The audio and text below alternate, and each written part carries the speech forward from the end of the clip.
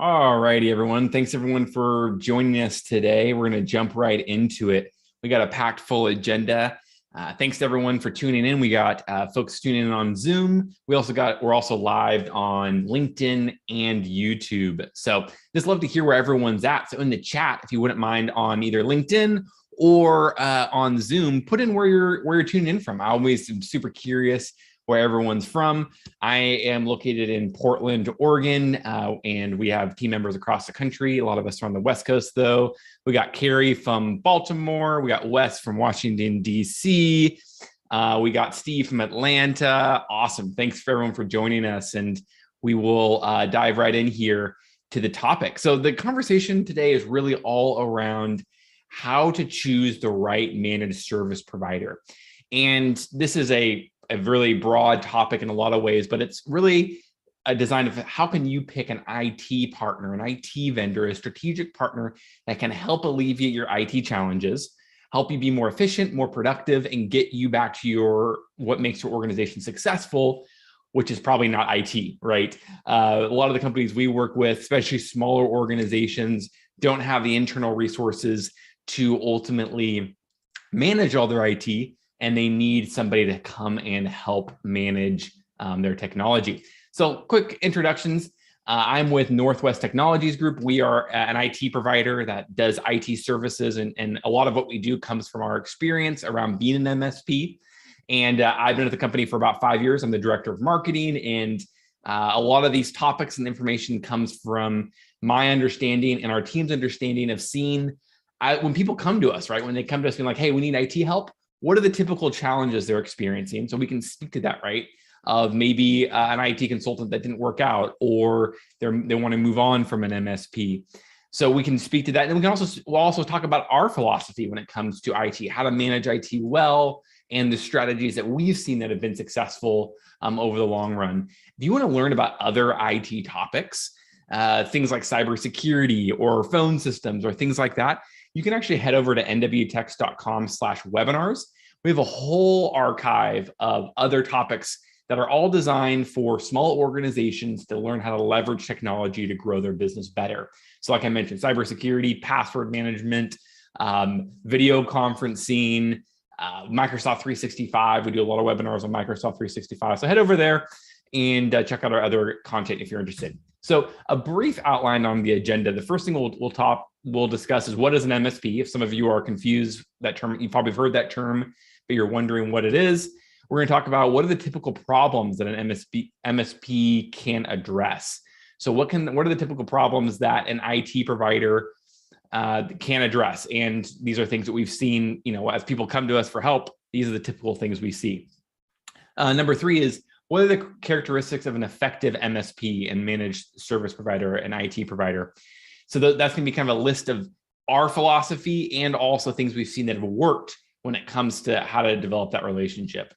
Number 4 is, what's a reasonable budget for managed service provider or to do your IT internally, right? If you're to hire an IT manager, we'll go through that as well. And then we'll also talk about the impact. So how is it actually hitting the bottom line? How is it affecting, what's the ROI on investing into an MSP or an IT provider? And then last but not least, we'll have time for Q&A. Thank you for the many folks that submitted questions when they registered for the event. And we've tailored, no pun intended, this presentation to answer a lot of those questions that you submitted when you register for the event. But if you have additional questions, please submit them in the Q&A portion, or if you're on LinkedIn, we're also monitoring the questions on LinkedIn as well. So please submit them on LinkedIn, and we're happy to answer them throughout the questions. We also will be recording this webinar, so if you want to share it with your team, or if you want to review the notes, and we'll also share the deck as well, so all of these notes as well, please look out for that email. If you're tuning in with us over LinkedIn or over YouTube, just reach out to us and we're happy to send you the recording and the deck. So let's jump right into it. An MSP. What is an MSP? An MSP is what is a managed IT. They managed IT services and the practice of outsourcing the responsibility for maintaining and anticipating a need for a range of processes and functions. Really, the purpose, though, is to improve operations and reduce budgetary expenditures through the reduction of directly employed staff. Wow, it's a mouthful. But essentially what it is that kind of that last bit there, improve operations, right? We want to make sure your teams are extremely efficient and effective at what they do, and also make sure things are secure. But then also you don't have to hire somebody, right? You can outsource it, so you don't have to hire somebody. There's cost savings there. There's lots of benefits. Here is really the wheelhouse, though, of what managed service providers or managed IT service providers deal with. So everything from IT support to backups and networking to communication tools like emails and telephones and networks, things like that. Now we have Slack and Teams and video conferencing. Cybersecurity, big area of concern, and as breaches and cyber crime is only on the rise. Auditing and compliance. So if you are in a regulated industry like HIPAA, FINRA, SEC, or if you work for the government and you have contracts, things like that, then you're going to need to demonstrate some sort of technology compliance, IT compliance, data security compliance. So an MSP can help with that. Data analytics and reporting, helping you make sure you have the right tools so you can overall work more effectively. And then cloud computing management. So things like helping you manage not only all your physical equipment, but then also all your cloud equipment as well. So that's a big picture. Ultimately, it's your IT department, right? Think of it as for large companies, they have IT departments. For a small organization, you still have the need for an IT department in the sense that you have all these different functions that need to be addressed. And most likely many people are wearing those different functions. A lot of times we have like folks in operations or folks in HR that are dealing with the technology, and they're the ones responsible for making sure everything's working. Well, first of all, it's maybe not as efficient use of your time, right? If you're in operations or HR, you most likely don't have a background in IT. But then number two, so it's not improving your overall operations because people are not focused on what they're good at. And then there's probably things that are being missed, right? Cybersecurity, this compliance, all sorts of fun stuff. So the real design of it is to help you ultimately get back to what makes your organization successful and in outsourcing it. Awesome. Let's jump right into kind of the typical problems we see with when somebody comes to us as a new client, or just issues that we see. And maybe some of these resonate with you, and there's probably some that are not on this list that you're maybe experiencing. But number one is, we get this all the time. People are paying for a solo IT person that is either retiring or not as available as they have been previously. So if you're a small organization, you may have a friend that was doing your IT for you, or maybe you had a solo consultant, right? That you just called in a pinch and they would come in and parachute in and deal with your issues.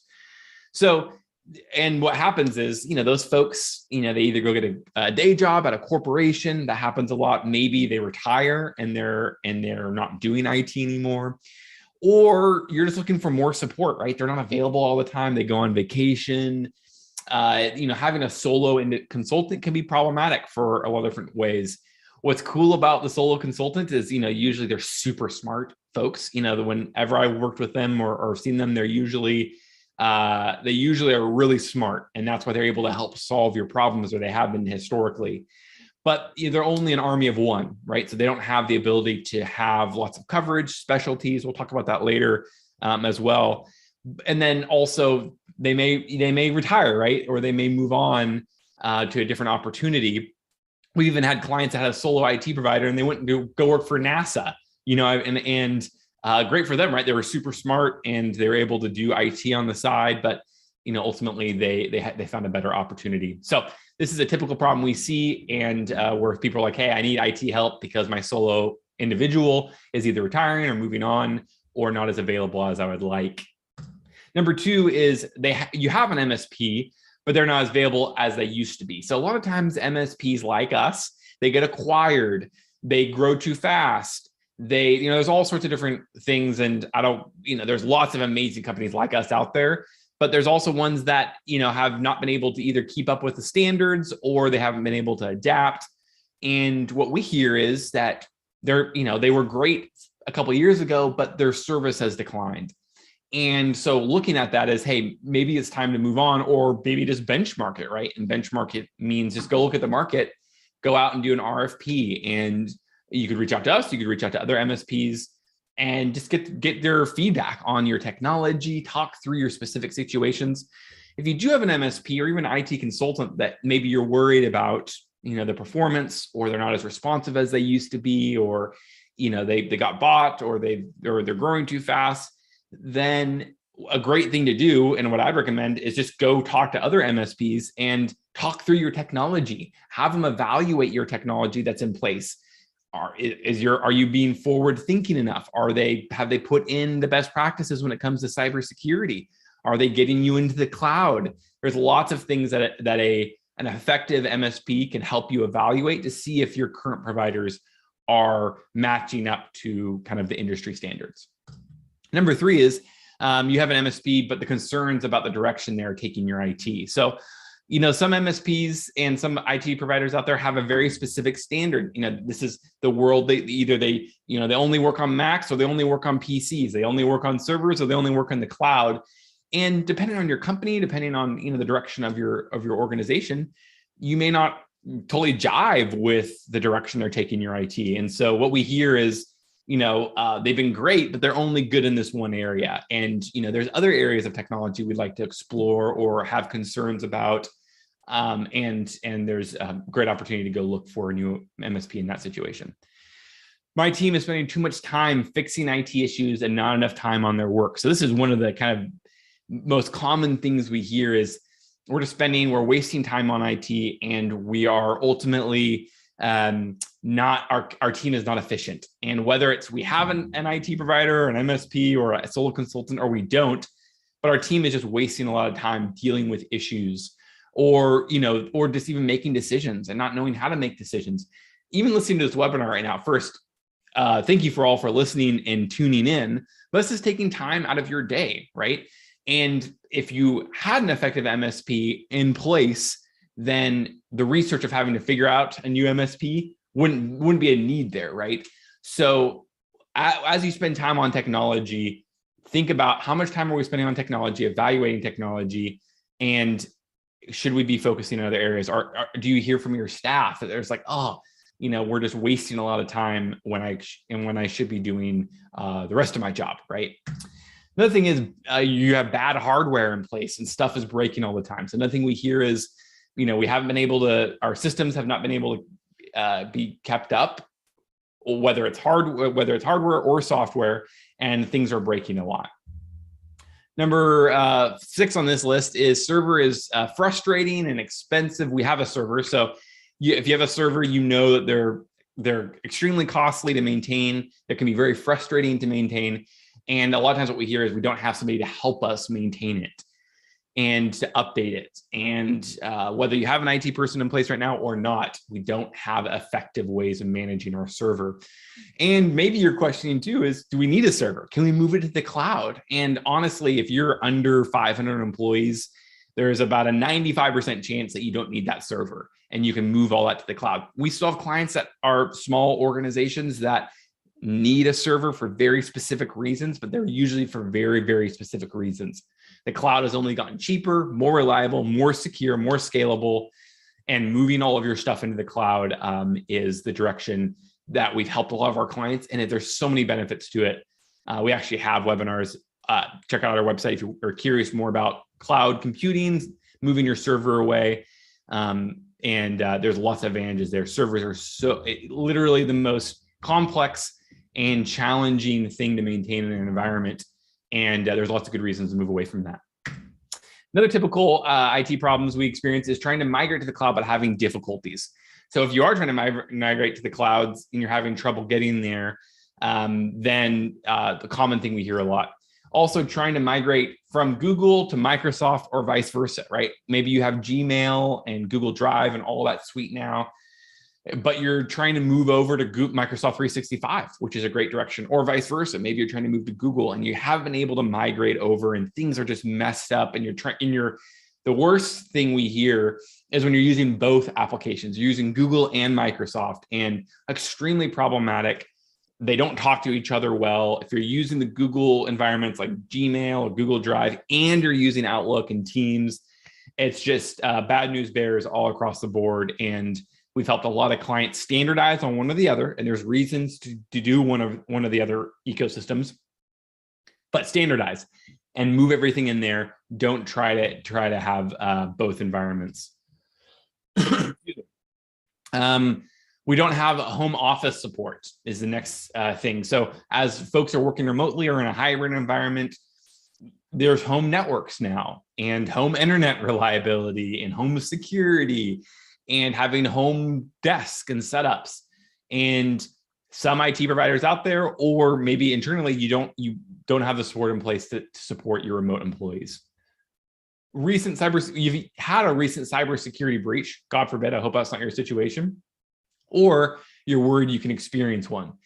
Cybersecurity is really the number one technology problem we see across the board for all of our clients. And with the exponential increase in cybercrime and everyone being hit, it's something to be concerned about, but it's also something that if you have the right security in place, you shouldn't be losing sleep at night. You can do, there's a lot of best practices out there. A lot of folks aren't implemented, but you can, and it can really give you confidence that you're doing everything within reason, right? And that's the key, everything within reason. Nothing's 100%, even enterprise companies get breached, but and organizations or governments get breached. But there's things you can do that can help you do everything within reason to make sure you don't get a breach. You don't have an effective file storage or file sharing with clients. So sharing information with clients is also not only a huge security challenge, but it's also something that is really just not usually done well. If you're emailing clients information, that's not secure, number one, but then also it's not very efficient and things get lost. So effective file storage, hint, cloud file storage is what we definitely push because there's lots of benefits there. But ultimately moving your stuff into the cloud, having effective cloud storage, that way when you're sharing sensitive information with your clients or your customers or your vendors, you're doing it in a secure way and in a simplified way. So lots of benefits there and lots of challenges we see, folks. Third-party software issues, QuickBooks. If I had a nickel for every single time one of our team members was working on a QuickBooks issue, and even yesterday there was folks on our team joking around with memes about QuickBooks because there's a lot of problems with it. It's QuickBooks Desktop in particular, and so we spend a lot of time supporting QuickBooks. Other things like practice management tools and other tools that, third-party software, right, that you need help with, that's not working well and things are broken. Next thing is cybersecurity compliance. So maybe you got audited or you need to fill out a questionnaire.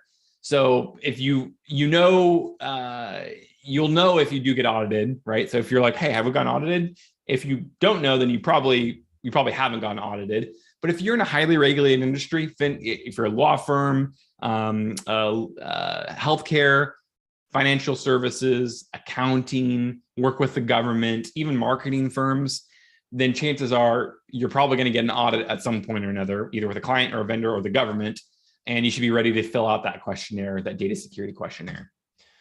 We have folks on the team that are not tech savvy and need additional help. So we hear that a lot where it's like, hey, we just need somebody, they don't know, they're not tech savvy, right? And they need additional help figuring out Excel or getting their computer set up or getting their calendar fixed or using just kind of how-to stuff, right? And we're in all these programs all the time. And so we can definitely help with just kind of how-to stuff as well. That's a constant problem we hear. No technology planning for anticipated growth. This is probably one of the big gaps we also see is, where are you going to be in a year? Where are you going to be in 3 years? Where are you going to be in 5 years? Do you have the technology plan in place to anticipate that future growth? That way you have the tools in place, right? And you can scale if you want to open up another office, or maybe you're going to buy another business. Making sure your tools are scalable for that future growth. Make sure your technology is scalable. Printers and peripheral devices. Printers are another one. I think QuickBooks and printers are probably the most. They seem simplistic in some regards, but there are always kind of ongoing issues. So we hear that a lot. Printer issues or peripheral devices like like docking stations or monitors, networking gear, stuff like that. Our phone system is ancient and we're not using it well. It's another thing we hear all the time. People having old phone systems or even new phone systems, new VoIP phone systems, but they're not using it well because the provider doesn't have good support or it's not integrated with the rest of your environment.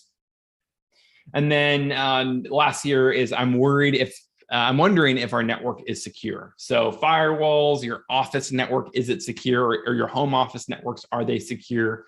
That's something we hear about a lot. So let's kind of switch the page here and let's talk about what's kind of the right approach to all of this stuff. And this is some of our kind of best practices when we look at technology and what we're really excited about. And number one is, like we talked about, cybersecurity focus. And here's kind of some of the things that if your IT provider isn't bringing these recommendations to you, should be a red flag. Or if you're trying to do this internally on your own, these are some things that are like, hey, if we're not doing these things, then we're falling behind, we're not being current, and we are opening ourselves up to, in this situation, a big risk. So number one is cybersecurity focused. MSPs, whatever MSP you're with or you choose, should have a very strong cybersecurity focus. And here's some of the things that we do for our clients. We actually have a very long list of all these different cybersecurity practices, but here's some of the main ones that we help our clients implement. Number one is a password manager. So this is something that we help our clients implement if they choose and they want one. And password managers like 1Password. I don't work for 1Password, but I could not recommend 1Password more highly. I've even tried to buy stock in 1Password because they're such an amazing company, but they're not a public company. And they're just phenomenal. And actually, Apple just recently, or in the past year, had all of their employees started to use it. So they just mandated all their employees use 1Password. And it's just a phenomenal tool. Basically, what it does is creates a super highly secure vault for all of your passwords and other sensitive information. So password security, the password manager in Chrome or other devices or on your phone, are not super secure. We don't have time to go into it. But ultimately, you want to have a secure place to do a couple things. First, to store all your passwords, but then help you generate really complex passwords, because you shouldn't be reusing passwords. If one account gets compromised and you use the same password for your Netflix and it gets compromised, the hacker's going to try to use it on your bank or your work email. So you should have a 20-character long password for every single online account. I actually just went into my 1Password vault and I have 700 logins between my personal and my work logins, crazy amount of logins. And I've been working to make sure I have a unique password for every single login, and I'm almost there personally and professionally. And it's challenging, but 1Password can make it way more effective, or password managers in general can just make it way easier. We did a webinar on password managers that's titled "How to Save 15 Minutes a Day Using a Password Manager." So not only does it save you a ton of time, increase your security exponentially, but it also saves you a ton of time. And if there's anything you get out of this webinar and you're just like, hey, I just want some better practices from technology, go implement a password manager. It's a little bit of a learning curve to get it set up and make sure all of your team is working on it. You can even have different folders based upon, what passwords you want to share or credit card information you want to share across your teams. Super important though. Password managers are a game changer when it comes to password security, account security. Next is MFA. What we recommend is, and we actually require all of our clients to enforce and require MFA across all online accounts. What MFA is that it's that annoying text message code you get from your bank whenever you log in, that 6-digit code. And as much as it's annoying, it actually works. Google came out with a study about a year ago that all of their online accounts that had MFA enabled increased their overall security by 60%. So they had over a 60% reduction in breaches because of MFA, because of the extra level of security. Our CEO just shared a post with us that the White House just released a list of recommendations on cybersecurity best practices that everyone should do. The number one thing they said: mandate MFA across your entire organization, across every online account. So this is something we require of our clients. We don't work with anybody unless they're willing to put this in place. Because if they're not, it just, you're opening yourself up to the end. It's something that can ultimately just help you. And what's cool is actually a password manager can help you manage MFA. And if you want to learn more about that, feel free to reach out to us. Number 3 is cybersecurity training. Over 90% of cybersecurity breaches has some sort of social engineering element. What social engineering is, it's a fancy word for basically they used humans to get in the door. So almost all of the major breaches you see that happen on either with large companies or small companies, it's actually humans letting criminals in the door. It's not the criminal busting down the door, it's the criminal knocking and a human letting them in. Phishing scams, phone scams, text messaging scams, social media scams. There's all these types of social engineering elements out there where they're impersonating somebody, and cybersecurity training is one of the ways you can combat that, and something we also help our clients with, and that we do internally. And we all of our employees take ongoing cybersecurity training, so we're aware of the new social engineering attacks out there. And I emphasize new because there's always new types of attacks. My mother just sent me a text probably a month or two ago, and she forwarded me this text she got, and it was a COVID-related scam. And it was trying to get you to click on this link, and then I'm sure they would ask you for some information. But she's like, is this legit? It was a text messaging scam. And it was social engineering, ultimately trying to get you to then go click on something, to download something, and then lead to another attack. So cybersecurity training is super important to have that awareness. Policies and procedures. So every organization should have about 10 to 15 different cybersecurity data compliance policies and procedures in place. These do 2 things. First, it's kind of the blueprint for your data. How is your data being backed up? What's your disaster recovery plan? How are you managing bring your own devices? What's your privacy policy? What's your network security policy? These policies are the blueprint, and it kind of helps you figure out areas of improvement, areas of weakness in your organization. But then it's also an outward facing document that if you were to get audited, if you're in a highly regulated industry, every single framework out there requires, if you're accountant, the IRS requires policies and procedures. If you are a financial firm, the FTC, the SEC, and FINRA all require cybersecurity policies and documentation. If you're a marketing firm and you're trying to work with a Fortune 500 company, they're going to require policies and procedures in place. So not only is it best practice to have these things, that way you do your due diligence and create a blueprint for how your technology is set up, but then also it's a forward-facing document that you can show, you can demonstrate to your clients, to your vendors, to the government that you're secure. And then number 5 under this is help you stay compliant with regulators. So if you are in a highly regulated industry, a forward-thinking MSP, a cybersecurity-focused MSP can help you stay compliant with them. Awesome. The next section here is MSP. A right approach is cloud-based first, but can support on-premise or hybrid environments. So a forward-thinking MSP is going to push you to be in the cloud, because the cloud, we don't have time to go into today, but the cloud has so many advantages. It's more cost effective, it's more stable, it's more secure, it's more compliant, all these different advantages to it. So they're going to push you towards that, but then you're not going to be stuck in the past, right? But an effective MSP is also, if you do need to have a server, or you do need to store stuff locally, they're not afraid to maintain legacy equipment. So this is important in the fact that, an effective MSP is going to push you to be in the cloud, but if you absolutely need to have a server or on-premise equipment, they can maintain that, right? Or if you want to have a hybrid environment where you have some of it in the cloud, some of it on-premise, they can do that for you. So pushing you to the cloud, but ultimately not afraid to maintain legacy equipment. Next thing here is the right MSP is going to be a Microsoft partner and a Google Workspace partner. So a lot of MSPs are either they're all Microsoft or they're all Google. That's not how we roll. About 70% of our clients are on Microsoft, but 30% of them are on Google. And there's great reasons to be on Google, great reasons to be on the Microsoft ecosystem. And we can support both of those needs. So, and knowing both of those worlds is super important for lots of different reasons. Also, they're available 24/7 for emergencies and also day-to-day operations. Most of our teams are available during normal work hours, but we also have rotating teams that are after hours in the case of emergencies or things that happen on the weekend, right?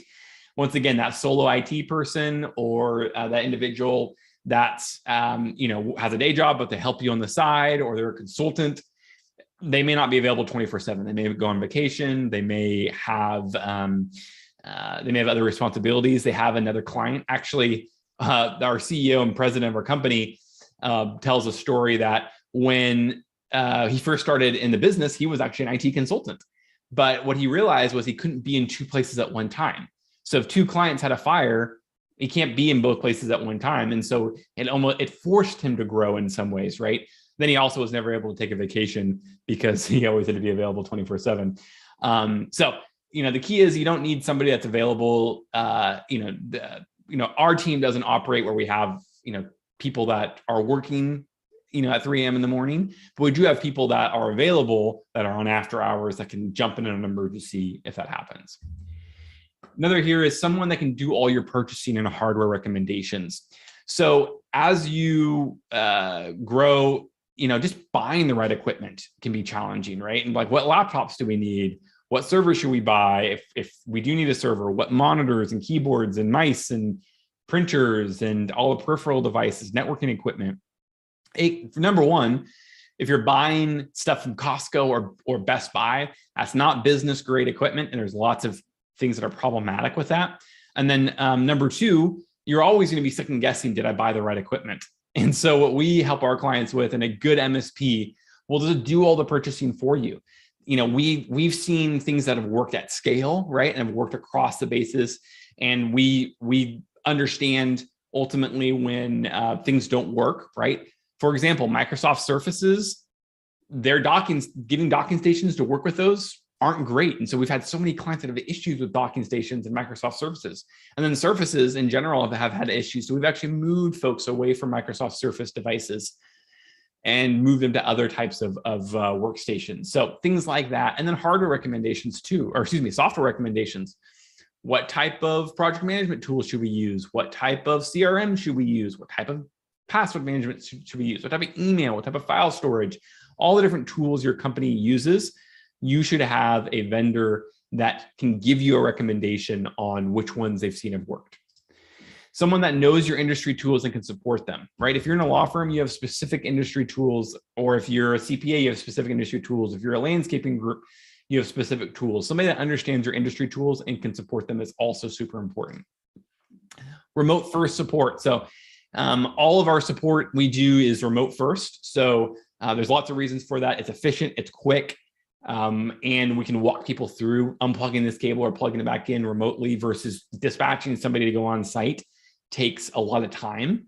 And so remote first allows for more efficient, quicker support versus being like, okay, we'll be there in 2 hours.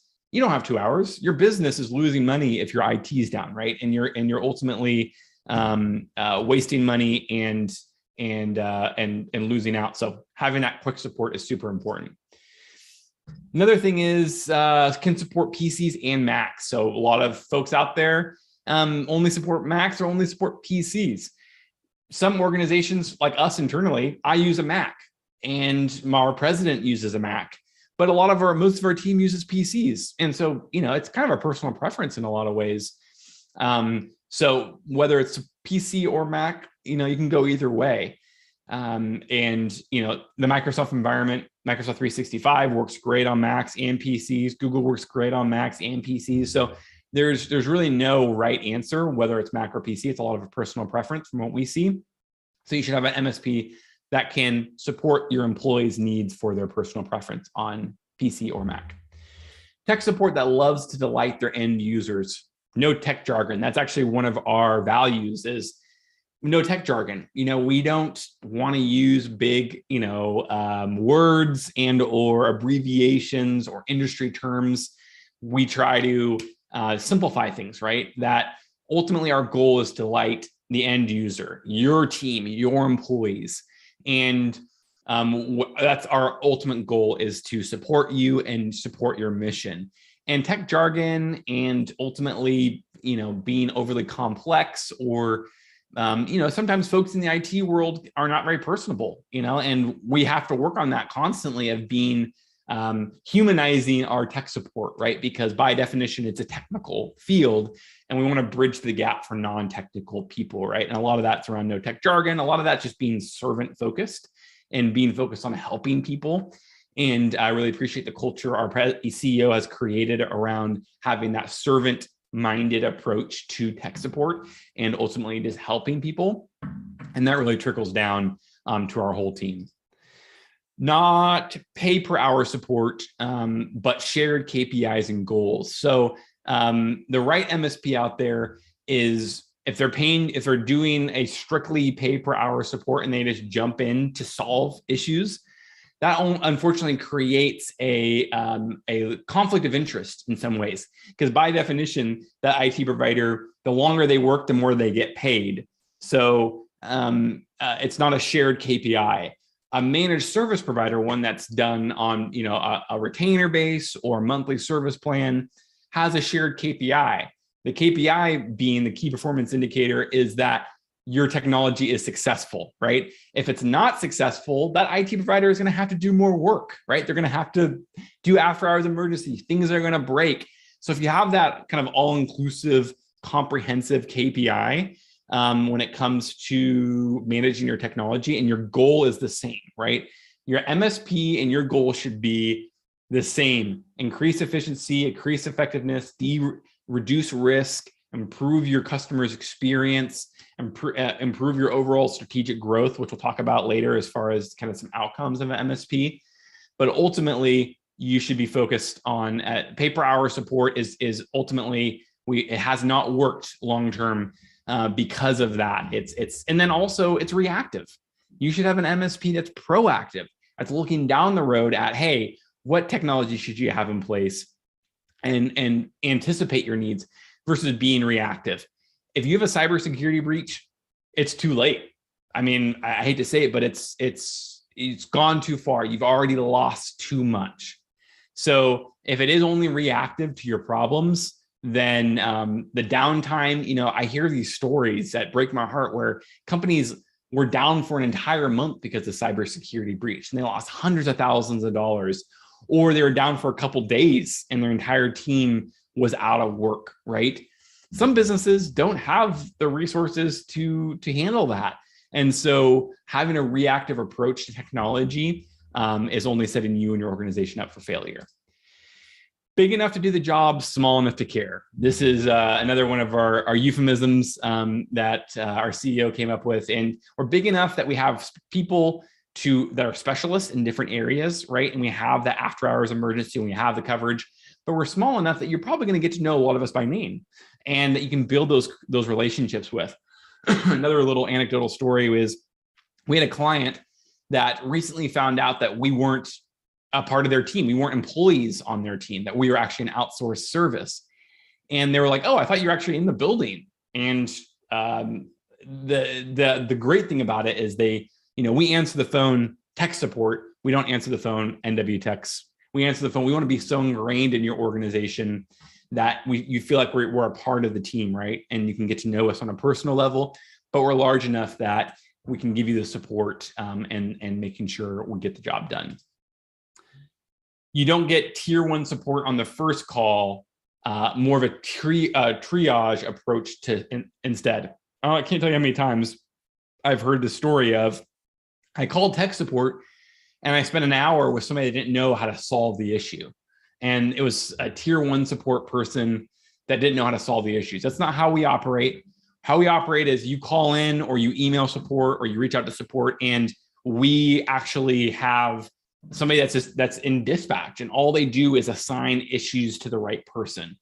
Because ultimately, if you have a really complex issue, you're going to waste so much time dealing with tier one and then all the way up to tier three, right?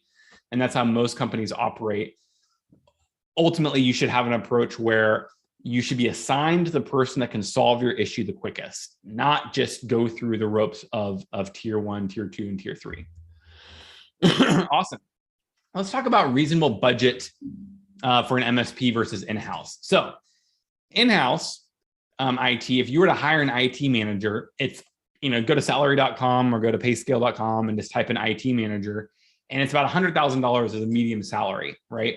So if you have 25 employees, that's about $4,000 per year per employee you're going to cost.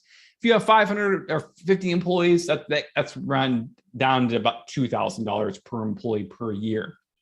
So pretty expensive, right? When it comes to IT support.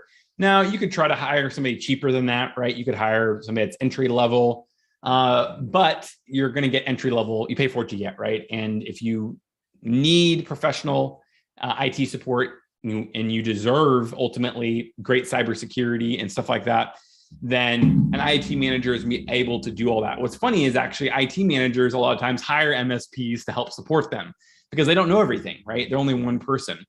So a couple of the negatives of that is they take vacations. We've talked about that before, right? Your IT managers can take vacations and they're not going to be available 24/7 or 365. There's no team approach, right? There's only one person. So an IT manager isn't going to be an expert in every area of technology. And also no specialization, kind of tying to that as well, where ultimately an IT manager is, they're not necessarily a cybersecurity specialist or a compliance specialist or phone system specialist or migration specialist. And that's where the value is in outsourcing for a couple of reasons. First, number one is most likely you're going to spend less than an IT manager will. Unless you're like over 100, 150 employees, that's where an IT manager starts to break even when it comes to an MSP. But even at that point, they usually hire an MSP to support that IT manager at that large scale because you have a decent sized company. You need that the IT manager needs extra resources to make sure everything's running well. So big picture here, though, is ultimately focusing on a couple things. An average cost you'll get from an MSP, and this is across the board, is about $1,800 per year per employee to support your IT needs, up to about 150 employees. If you have over 50 employees, that cost is going to go down per employee. Cool thing about that is you pay per employee, right? With an MSP, or generally speaking, you pay per employee, or it's not based upon how much technology you have. It's how big your company is, and it can scale in both directions, right? So if you want to reduce employees, it can scale. You don't need to pay $100,000 flat, right? But then it also scales the other direction where it can scale, and usually you get price concessions as you get larger. And it doesn't have to be that 1,800, it might be 1,500 or 1,200. A couple of the benefits there is you're always on 24/7. You have that team approach, and then experts in different fields, right? Like we've talked about before. So lots of advantages. Also to remember too is if you are, let's say you're 10 employees or 20 employees, there is hiring somebody internally, part-time or even full-time, is going to be so much more expensive than an MSP. That's why MSPs exist, especially for the smaller businesses. And then as you scale, it gets cheaper for MSPs as you get bigger. And then once you get to that 150 to 200 employee mark, usually you go in-house and you move that IT, you hire an IT manager, and then maybe you have an MSP on reserve or have a limited scope MSP to help support that IT manager. So that's what we usually see. And these are the usual costs for these different things to kind of get you an idea of what to budget for. Okay, let's talk about some impacts. These are my favorites. So some of the impacts that we drive as an MSP, or effective MSPs drive, are efficiency. There's studies out there that show that anywhere from 10 to 25% increase in efficiency, where all of your employees are just 10 to 25% more efficient. So think about that for a second. If you have 15 employees, and they were all 20% more efficient in their job because you have an IT provider, what does that mean to your bottom line? How much faster are you going to grow? And it's also about focus too, right? And that's where the effectiveness comes in, where the next thing here is effectiveness. Are they focused? And that's momentum is everything in life, right? If you don't have momentum, it's so much harder to grow. It's so much harder to do everything. So if your team is focused, they're going to be that much more effective. And so not only are they going to be more efficient, they're going to get more done with an MSP because they're not having to worry about technology. They have the right technology in place. There's less cybersecurity risk, all these other things we've talked about. But then they're also going to be more effective, right? They're going to be able to ultimately get more done because they're more focused. Another one is de-risking. An MSP, and this is from a cybersecurity standpoint, can help you de-risk the potential threats of cybersecurity. Another one is strategic growth. Strategic growth in that you can grow better, you can grow faster because you have the right technology, and you can ultimately grow better, grow faster. And then last but not least is customer experience. Technology is not only important for how your team collaborates internally, but it's also super important for how your team communicates with your clients. So if you don't have a good phone system, if you don't have effective email or file storage or a CRM or phones or smartphones or team collaboration tools like Teams or Slack or video conferencing, and all these things create a better customer experience. So one thing that's really cool that a lot of folks don't talk about, especially when it comes to the MSP world, is ultimately how are you driving better customer experiences with your technology? So helping you make sure you have the right technology. That way your customers are happier and you can drive more revenue and you have higher retention because you have that great customer experience. Awesome. We're coming up here on the top of the hour. Questions. Let's answer questions. I'm going to go through some of the questions that were submitted, but I also love if you have specific questions you would like me to answer, please submit them in the chat function, or if you're on LinkedIn, please submit them on LinkedIn. I'm going to pull up my list here of questions that were submitted. So one question is, how do we determine what our needs are? Stephen asked this question. This is a great question and something that is so particular to every industry that ultimately what I would recommend is talking to an MSP. Reach out to us. We can give you our contact information at the end here. Reach out to us, and usually there's a needs assessment to kind of go through what's your company, what kind of size company are you, what are your current challenges, where are you trying to go. Those things are great, helpful indicators to figure out what your needs are and what technologies you have in place and how much MSP support you need. Let's see here. Next question is, so Paul would like help in preparing for an RFP for an MSP. So in preparing for an RFP, which is a request for proposal, what I would recommend is reaching out to 3 MSPs and having them, get proposals and going through their process, and then comparing them based upon this presentation. So I would use some of the criteria we have put out there as what we think is the gold standard and what we've seen over decades of experience in this industry. I would use that as the standard. And then there's also, if you search MSP, there's also other kind of standards out there when it comes to ultimately making sure you have the right MSP in place. So Keith asks, scalability for future expansion and phased implementation pitfalls. So what I believe Keith is asking is, how do we make sure we set up for future expansion and that scalability? And that, once again, that's a great question, and it really is industry specific and what size and how big you're trying to get. But working with an IT provider can help you map that out, right? Are you trying to hire 50 employees this year or 20 employees, or are you trying to move into new markets? Are you going to be absorbing another company, right? What tools do you need to integrate? Are you looking to work in some regulated industry where you need to have security in place? A lot of these questions will help you and us analyze how to set you up for success and make sure you scale well. Let's see here. What else? Another question that came in was, what makes a good IT provider? Well, I hope I've answered that today in a lot of ways, but feel free to reach out to us and we can happy to answer more of those questions about what makes a good IT provider. Another question from Ty came in is, I'd like to learn how to find an IT consultant that can manage our Salesforce integration or help us find a contractor who can do the work. So Salesforce is a great question, and Salesforce, it's its own world. So I would recommend actually reaching out to a Salesforce admin, and Salesforce has a whole network of consultants and admins that you can hire and that can help you integrate it. What an MSP or somebody like us will help you do is make sure Salesforce is working with the rest of your ecosystem and making sure that things are secure and backed up and all that fun stuff. So an MSP is going to help you from kind of the high level overview, make sure you have all the pieces in place. Whether you need a web developer to help you program your website or a CRM specialist to help you with Salesforce, then you may need to have a specialist to help you dive deep into one of those areas. An MSP, think of the MSP as that person that sits on that's the side of the table with you to evaluate all the technology out there, because there's a lot of technology out there. There's lots of CRMs out there.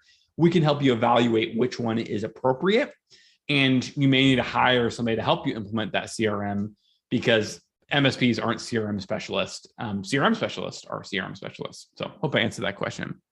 Awesome. I think we have time for one more question here. Key metrics to measure an MSP provider. Oh, that's a great question. Some things I would look for are, their overall retention of their clients. Are they clients leaving them quickly? We do no contracts for our clients, and we have an extremely high retention rate for clients, which we can demonstrate to folks that, hey, people stay with us because we provide that value each month. Another thing would be like, how quickly are they responding to phone calls and support issues, right? When there is an emergency, how quickly can they respond? Or how quickly do they resolve issues? That's another great metric as well to ask, is like, hey, how quickly do you resolve issues? Because that's also almost more important than how quickly do you respond, is how quickly is the issue resolved? Other things would be, those probably the three main ones, is retention, what's the retention rate, what is the response rate, and how quickly do they solve issues? So fantastic. Well, thanks everyone for joining us today. We've covered a lot in this presentation. We will be sending out that recording and the deck. If you have more questions, please reach out to us. If you're interested to see if we are the right fit for your MSP needs and your IT needs, you can book a meeting with us at nwtex.com and just click on Let's Talk, and you can book a time with us right now to talk and through your challenges and your opportunities and see if we're the right fit. If you just have other general questions, feel free to reach out to us at hello@nwtex.com, and happy to ultimately talk through any problems you have or questions you have and how you're evaluating. So thanks everyone for spending time with us today. Take care and be well.